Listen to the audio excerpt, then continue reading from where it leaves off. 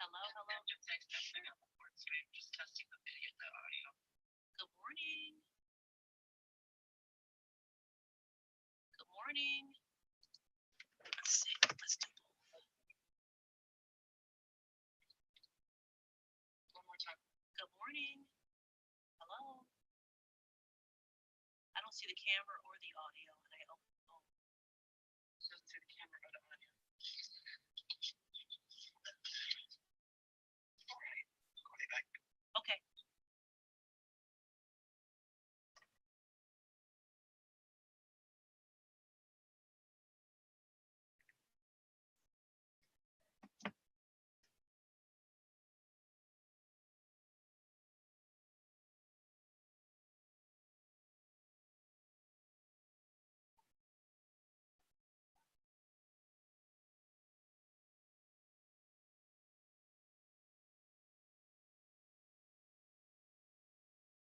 Hello, hello, hello.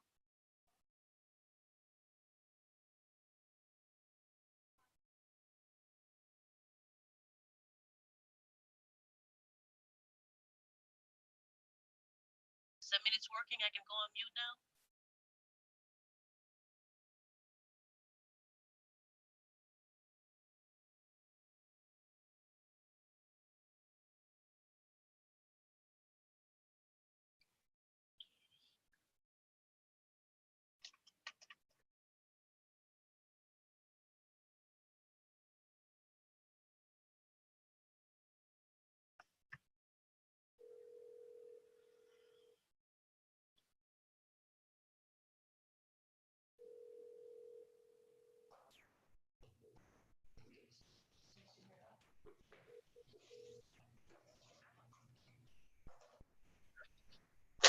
I can see myself, but I can't hear.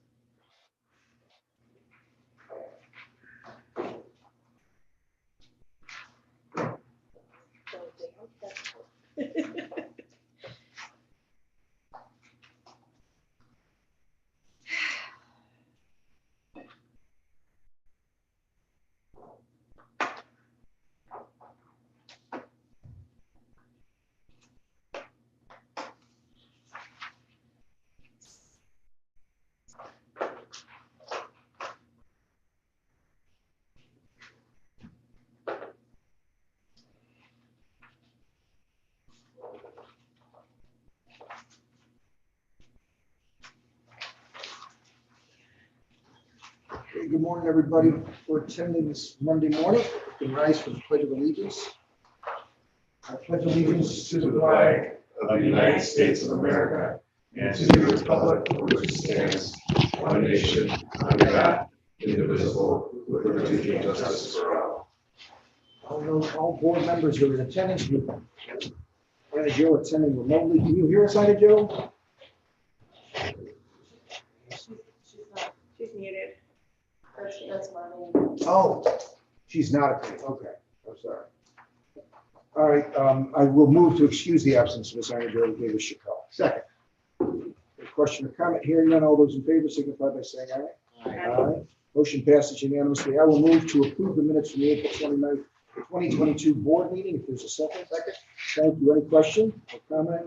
Hearing none, all those in favor signify by saying aye. Aye. And then on to registration. Good morning. Good morning. Ready to work in the registration department?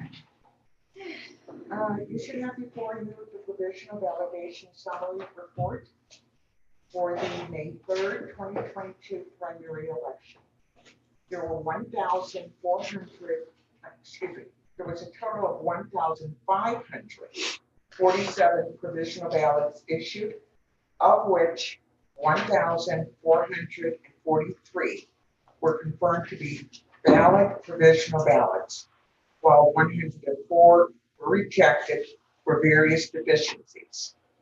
Staff verified the provisionals in accordance with Chapter 8, Provisional Voting of the Secretary of State's Election Officials Manual, along with Directives 2019-04, 2020-08, and 2020-09. We found once again that there were 1,443 professionals that met the requirements for opening. This number includes 28 where the voter was in the correct location, but the wrong precinct, and a total of 9 ballots that were made valid because of the APRE exception. The APRE exception allowed any Cuyahoga County voter that was canceled as a result of the 2011, 2013, and 2015 supplemental processes to be reactivated as long as they did not register in another county after their 2011, 2013, 2015, and 2019 cancellations. Staff verified 184 incoming out-of-county provisionals and an additional 108 provisionals where the voters were previously registered in Cuyahoga County and did not vote here in the election. You have a copy of the report that's a breakdown of the provisionals. There were a total of 58 that were not registered, 11 where the voter voted in the wrong precinct and the wrong location. 8 of them had voted absentee. 7 of them were missing addresses. 5 of them were missing the date of birth. 4 of the provisional envelopes were empty. 3 of the provisional envelopes had no signatures. There were 2 with non-matching identification. There were 2 with missing identification. There were 2 where the regular ballot had already been cast and counted. There was 1 with a non-matching signature and 1 where the voter voted in the wrong county, thus giving us a total of 104. You also have a copy of the pie chart. The pie chart breaks down for you why voters voted provisionally for this election. Please note that we do make some assumptions as to the reason a voter voted provisionally. And it should be noted that some of the voters have multiple reasons. However, they will appear in only one category or will be pushed to see other categories. Therefore, the registration department is recommending that the board approve the opening of 1,443 provisional ballots from the May 3rd, 2022 primary election. Thank you, Ms. Edwards. Are there any questions for Ms. Edwards? Thank you for the complete report. I will move to authorize the count of 1,443 provisional ballots as reported by Ms. Edwards, supervisor of the registration department. If there's a second. Second. Thank you. Any other question or comment? Hearing none, all those in favor signify by saying aye. Aye. Passes unanimously. Thank you. I will move to acknowledge the withdrawal of candidates from the May 3rd, 2022 primary election. That would be Representative Congress District 7 Patrick Malley. If there's a second. Second. Thank you. Any question or comment? Hearing none, all those in favor? Aye. Aye. Aye. Motion passes unanimously. And I will move to acknowledge the resignation from elected office of Daniel O'Malley from Lakewood City Council, as well as Rod Taylor, Bratmel Village Council. If there's a second. Second. Question or comment? Hearing none, all those in favor signify by saying aye. Aye. And I'll move on to fiscal services. Is there a report you want to, Mr. Colati, or? Just real quick, this remote ballot marking, this is something that's required. All 88 boards of elections. Former Secretary Houston instituted that. And these are so individuals who qualify can vote from their home by absentee. This equipment falls under the certified equipment under the voting machine examiners and Secretary of State. So there's about 5 vendors certified in the state. Democracy Live is who we're recommending today. They were the first vendor that we had, and we implemented this back in 2018. Had them for 3 years, went to bid and enhanced voting. They came in and they bid less. We went with them. Both vendors Enhanced Voting and Democracy Live have provided a good product. And kind of what's happening now is these two companies are going back and forth for our business. So Democracy Live came in with the lowest bid, and that's what we were recommending. Thank you. And you provided us with an email too, detailing. I will move, and clearly it's about 40% less than the other submitted bid from Enhanced Voting. So I will move to award the contract to Democracy Live as set forth on our agenda. If there's a second. Second. Thank you. Any question or comment? Hearing none, all those in favor signify by saying aye. Aye. Passes unanimously. And on to, Ms. Stick, and I'll let you make this motion, okay, for the carpet. Excited. Do you have a report on Needs to that? happen. Yeah. We need a motion. First, you just want me to go ahead. Why don't you just tee it up? Yes, and then- So through the biannual budget process that we went before county council last year for our 2022-2023 budget, we were able to secure in 2022 money to purchase and install carpeting here for this building on floors 2, 3, and 4. We had an allocation put into $260,000 put into our budget.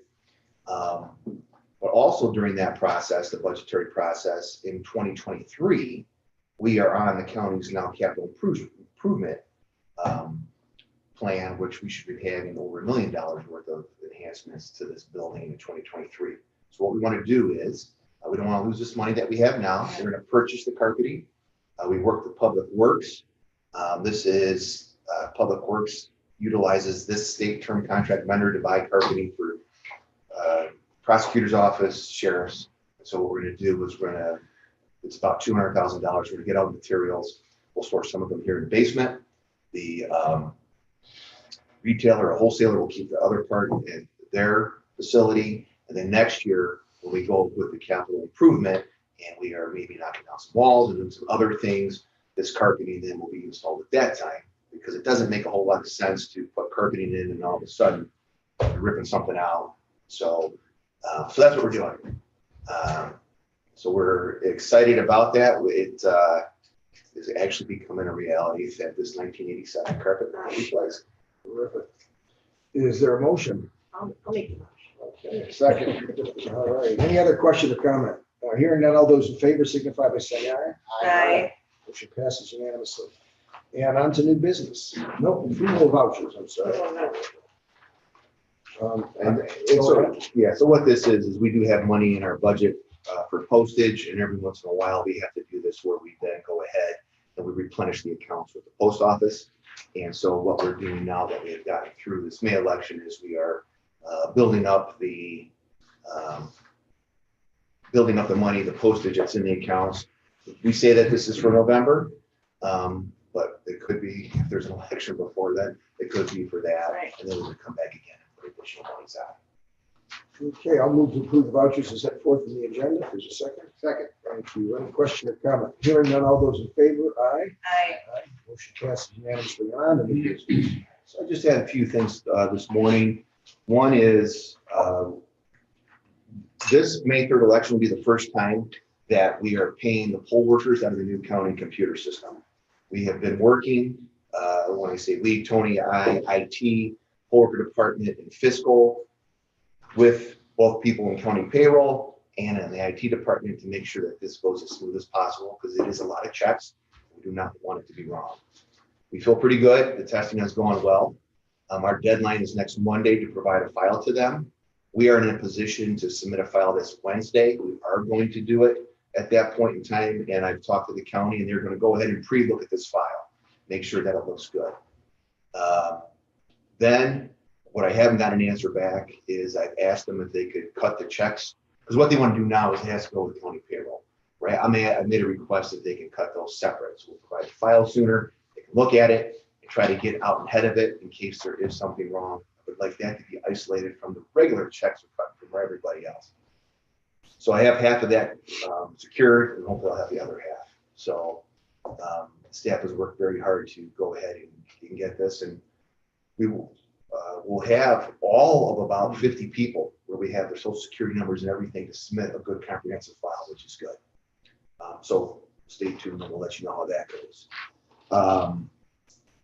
Staff is starting to prepare to schedule for their lessons learned. So we'll go ahead and do that like we always do after a countywide election.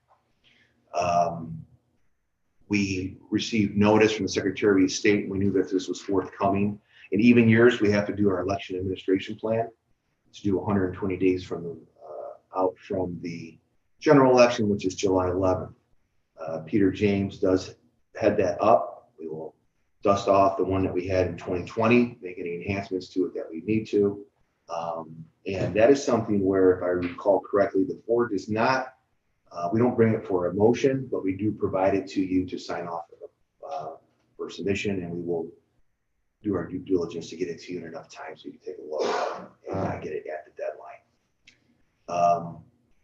For our next meeting, which is next Tuesday, the 24th, that'll be the certification meeting.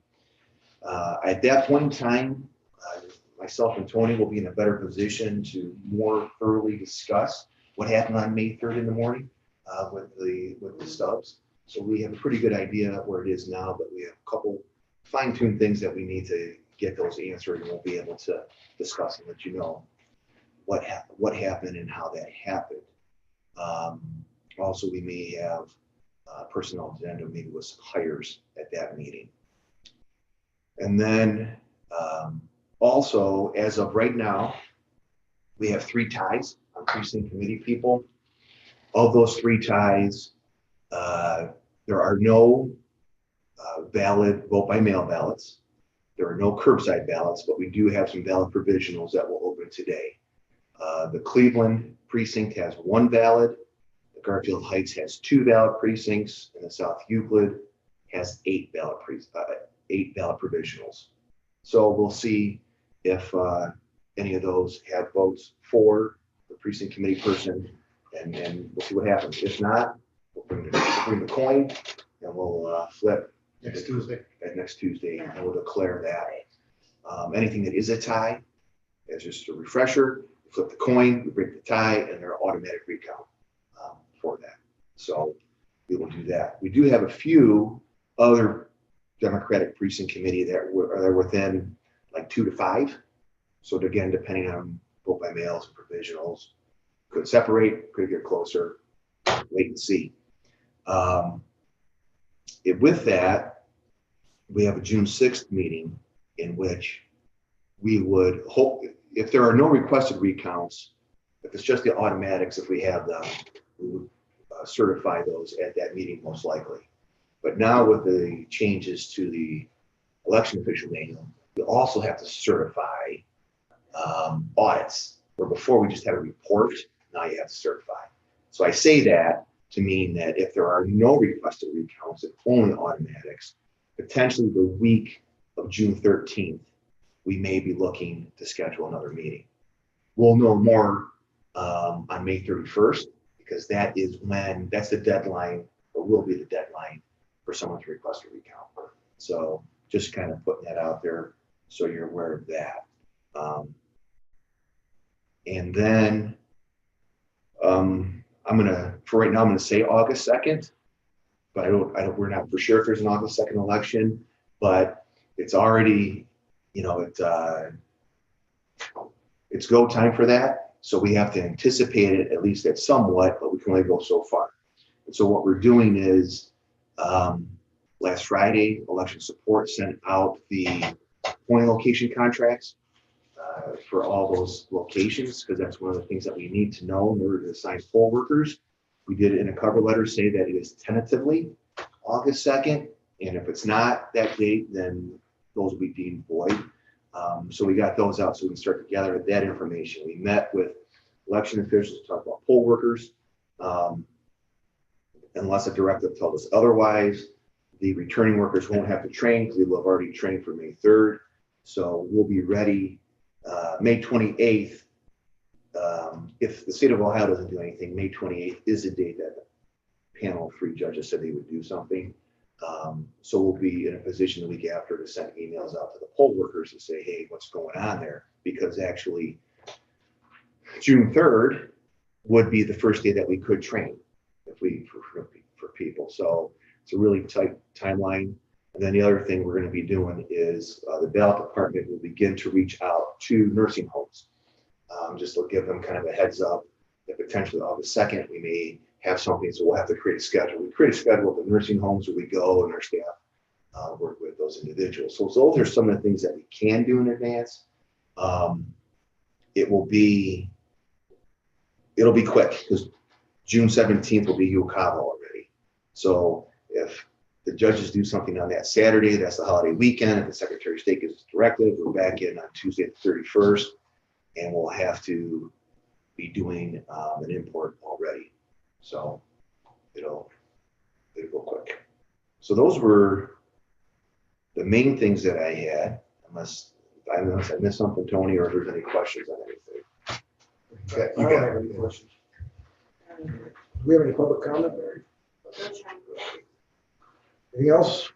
All right, then we're back here. We're still in recess, Yes. I believe, yep. So I will move to continue our recess. We'll be back next Tuesday. Yeah, 24. Second. Thank you. All in favor? Aye. Have a wonderful week, everybody. Thank you.